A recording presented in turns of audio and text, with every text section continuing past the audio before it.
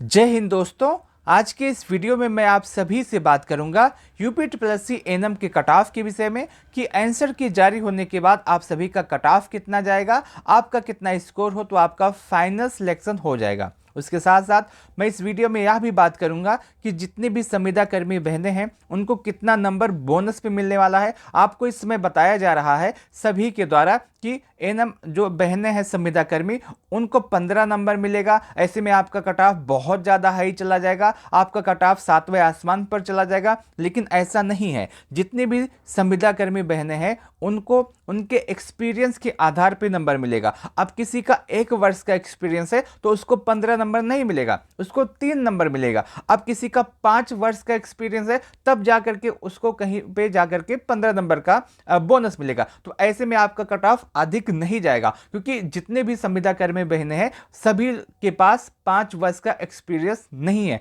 आपको यह भी ध्यान रखना है। उसके साथ साथ आपका कट ऑफ कैसे बनेगा, और कट ऑफ कैसे बनेगा मैं इसको बताने के बाद आपको बताऊंगा कि आपका कैटेगरी वाइज कट ऑफ कितना जाएगा, आपका कितना स्कोर हो तो आपका फाइनल सिलेक्शन हो जाएगा। तो आप सभी लोग इस वीडियो को लास्ट तक अवश्य देखिएगा, क्योंकि मैं इस वीडियो में इन सभी टॉपिक के विषय में आप सबसे बात करूंगा। दोस्तों, जैसा कि आप सबको पता होगा यूपी ट्रिपल सी एनएम के अंतर्गत 5272 पदों पे आपकी वैकेंसी आई है, जिसके लिए टोटल 45,000 बच्चों ने आवेदन किया था। और उसके साथ साथ इसमें शॉर्टलिस्ट होने वाले बच्चों की संख्या 40,518 थी। जो बाकी बच्चे इसमें बाहर हुए हैं उनका स्कोर या तो माइनस में था या तो निगेटिव में था, इसीलिए वो बहनें बाहर हुई। अगर हम बात करें शॉर्टलिस्ट होने वाले बहनों की संख्या तो इसमें 40,518 बहनें ऐसे हैं जो इसमें शॉर्टलिस्ट हुई थी, लेकिन इसमें एग्जाम देने वाले बच्चों की संख्या और भी कम थी। लगभग 30 से 32,000 बहनें ऐसे हैं जिन्होंने एग्जाम दिया है,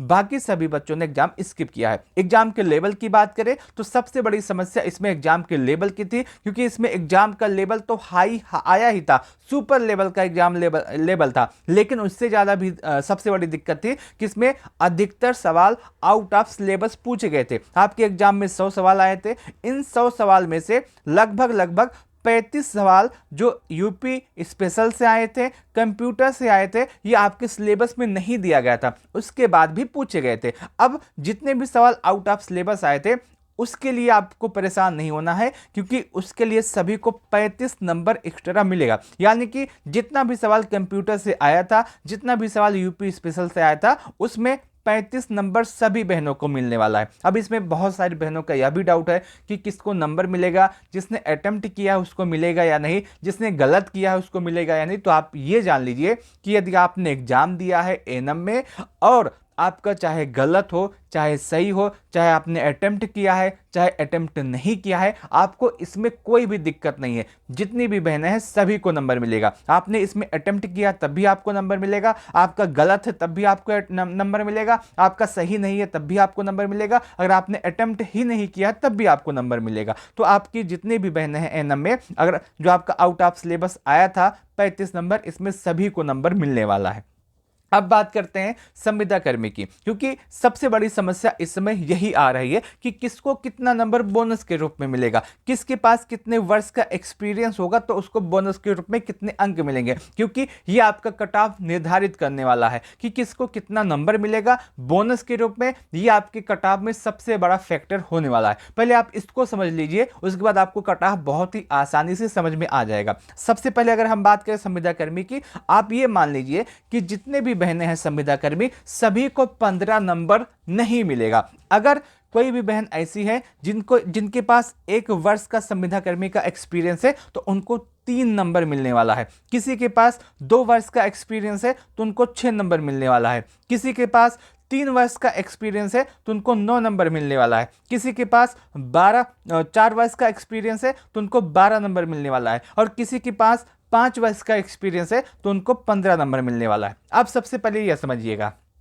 कि जितने भी बहनें हैं जिन्होंने इसमें आवेदन किया है तो सभी को नंबर 15 नहीं मिलेगा। जितने भी संविदा कर्मी बहनें हैं सभी को 15 नंबर नहीं मिलने वाला है। किसी को 3 नंबर, किसी को 6, किसी को 9, किसी को 15, और जो 15 नंबर पाने वाली बहनें हैं उनकी संख्या भी कम होगी, क्योंकि जो 5 वर्ष का एक्सपीरियंस है उनकी संख्या इस समय कम है। आपको ये भी मान के चलना है। अब आपका कट ऑफ कैसे बनेगा, ये चीज कैसे आपके कट ऑफ को डिफाइन करेगी, हम इसको समझते हैं। कट ऑफ कैसे बनेगा हम इसको समझते हैं। सबसे पहले देखिए, आपको पता होगा आपका एग्जाम 100 नंबर में से हुआ था। इस 100 नंबर में से 35 नंबर आउट ऑफ सिलेबस आए थे, तो इसका नंबर सभी को मिलने वाला है। आपने अभी अपना जब आंसर की मिलाएंगे तो आप उसमें 35 नंबर ऐड करके चलिएगा। अब बचता है 65 नंबर। अब इस 65 नंबर में से मैं ये मान के चलता हूं कि एक बहन अटेम्प्ट करती है और उसका 45 सही होता है,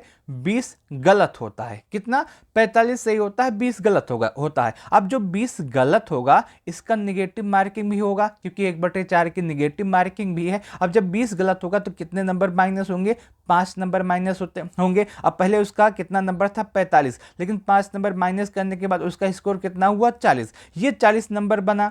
ठीक, उसके बाद 35 नंबर उसको आउट ऑफ सिलेबस का जो आया था उसका दिया गया, और उसके बाद हम मान लेते हैं कि उसके पास 1 वर्ष का एक्सपीरियंस है। अब 1 साल का एक्सपीरियंस है तो कितने नंबर मिलेंगे? 3 नंबर मिलेंगे। अगर हम सभी को ऐड करेंगे कितना स्कोर होगा? 78 स्कोर होगा। अब कितना स्कोर बन रहा है? 78। ये आपका स्कोर बन रहा है। ये कट ऑफ अभी नहीं बता रहा हूं, कट ऑफ अभी मैं आपको बताऊंगा। अगर कोई बहन मान लेते हैं उसके पास 3 नंबर, उसके पास 1 वर्ष का एक्सपीरियंस नहीं है, उसके बाद 2 वर्ष का एक्सपीरियंस है, तब उसको कितने नंबर मिलेंगे? 6 नंबर मिलेंगे। पहले कितना था? 40 नंबर पेपर में से, 35 नंबर आउट ऑफ सिलेबस वाले में से, 6 नंबर उसका बोनस, कितना हो गया? 81। लेकिन अब ये मान के चलते हैं कि कोई बहन है जिसके पास एक्सपीरियंस नहीं है, अब उसके कितने नंबर बनेंगे? तो बिना एक्सपीरियंस है अगर आपके पास, तो आपको कितना नंबर मिलेगा? 40 नंबर आपका पेपर का, 35 नंबर आपका एग्जाम का, कितना हुआ? 75 नंबर। कितना हुआ?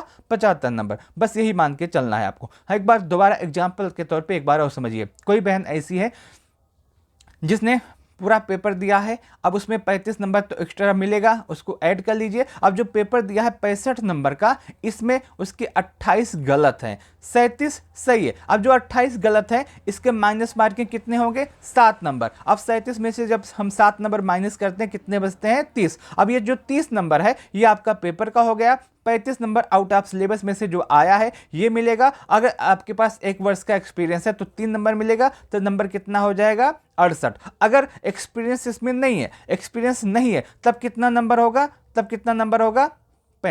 कितना नंबर होगा? 65। बस आपको यही मान के चलना है। अब किसी के पास 5 वर्ष का एक्सपीरियंस है तब उसको कितने नंबर मिलेंगे? 15। अब इसमें नंबर कितना हो जाएगा? सीधे 80 नंबर हो जाएगा। ये आप समझिए, ये ऐसे ही आपका पूरा कट ऑफ बनने वाला है। किसी को 3 नंबर का एक्सपीरियंस मिलेगा, किसी को आपका 6 नंबर, किसी को 9 नंबर, किसी को 12 नंबर और किसी को 15 नंबर मिलने वाला है। सभी को ना 3 नंबर मिलेगा, ना सभी को आपका 15 नंबर मिलेगा। आपको ये बात मान के चलना है। सबसे बड़ी इस समय समस्या यही है। लेकिन आप इस वीडियो को अगर देख रहे हैं तो मैं उम्मीद करता हूं कि आपकी समस्या, आपके मन में जितने भी सवाल हैं इस समय समाप्त हो गए होंगे। अब बात करते हैं कट ऑफ के विषय में, कि इन सभी को एनालिसिस करने के बाद आपका कैटेगरी वाइज कट ऑफ कितना जा सकता है, आपका कितना स्कोर हो तो आपका फाइनल सिलेक्शन हो जाएगा। मैं इस वीडियो में जो आपको कट ऑफ बताऊंगा ये आपका फाइनल कट ऑफ बताऊंगा। मैं आपको डीबी का कट ऑफ नहीं बताऊंगा, क्योंकि आपको इसमें डीबी से मतलब नहीं होना चाहिए। आपको मतलब होना चाहिए आपके फाइनल कट ऑफ से,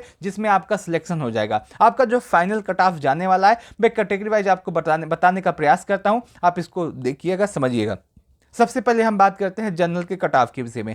यदि आप जनरल हैं और आपका इस समय स्कोर सभी को ऐड करने के बाद, आपका जो 65 नंबर का पेपर हुआ था उसको ऐड करने के बाद जो आपका नंबर उसमें बना है, 35 नंबर जो आउट ऑफ सिलेबस आए थे उसको ऐड करने के बाद, और आपके पास कुछ भी एक्सपीरियंस हो उसको ऐड करने के बाद, यदि आपका स्कोर 65 से लेकर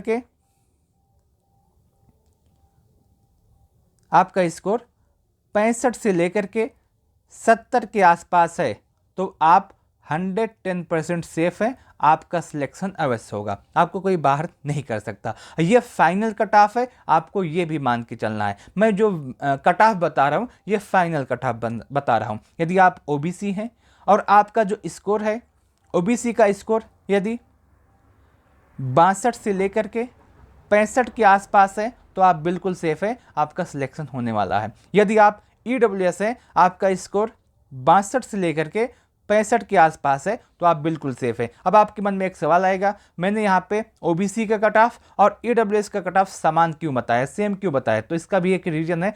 इसका ये रीजन ये है कि हो सकता है कि ओबीसी का कट ऑफ 1 या 2 नंबर ज्यादा चला जाए, या फिर हो सकता है ईडब्ल्यूएस कट ऑफ 1 या 2 नंबर ज्यादा चला जाए। दोनों कट ऑफ में बहुत ज्यादा अंतर नहीं होगा, किसी न किसी का कट ऑफ 1 नंबर जाएगा और ज्यादा संभावना है ओबीसी का कट ऑफ 1 नंबर ज्यादा चला जाए। अब बात करते हैं एससी के कट ऑफ के विषय में। यदि आप एससी हैं और आपका स्कोर इस समय आंसर की आने के बाद, सभी कुछ ऐड करने के बाद आपका जो स्कोर है वो आपका 55 से लेकर के 60 के आसपास बन रहा है तो आप बिल्कुल सेफ है, आपका सिलेक्शन होने वाला है। वहीं आप एसटी हैं और आपका जो स्कोर है इस समय आंसर की आने के बाद 50 से लेकर के 54 के आसपास है तो आप सेफ है। आपका जो कैटेगरी वाइज कट ऑफ है ये इसी के आसपास जाने वाला है। यदि आप जनरल हैं, आपका स्कोर 65 से 70 है तो आप 110% सेफ है। यदि आप ओबीसी हैं, आपका स्कोर 62 से 65 के आसपास है तो आप सेफ है। यदि आप ईडब्ल्यूएस है, आपका स्कोर 62 से 65 के आसपास है तो आप सेफ है। यदि आप एससी हैं, आपका स्कोर 55 से 60 के आसपास है तो आप सेफ है।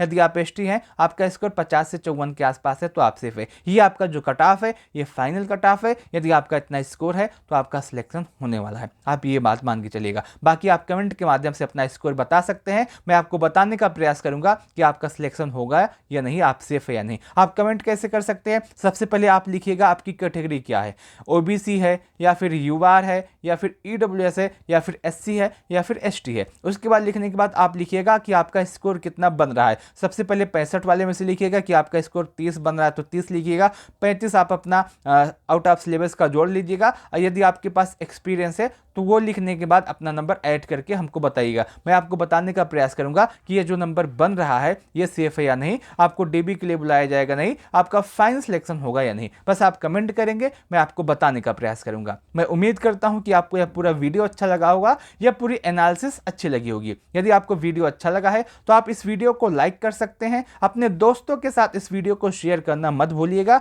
आपके मन में कोई भी डाउट, कोई भी सवाल, कोई भी कंफ्यूजन हो तो आप कमेंट सेक्शन के माध्यम से पूछ सकते हैं, मैं आपके प्रत्येक कमेंट का जवाब अवश्य दूंगा। इस वीडियो को लास्ट तक देखने के लिए आप सभी का बहुत बहुत धन्यवाद।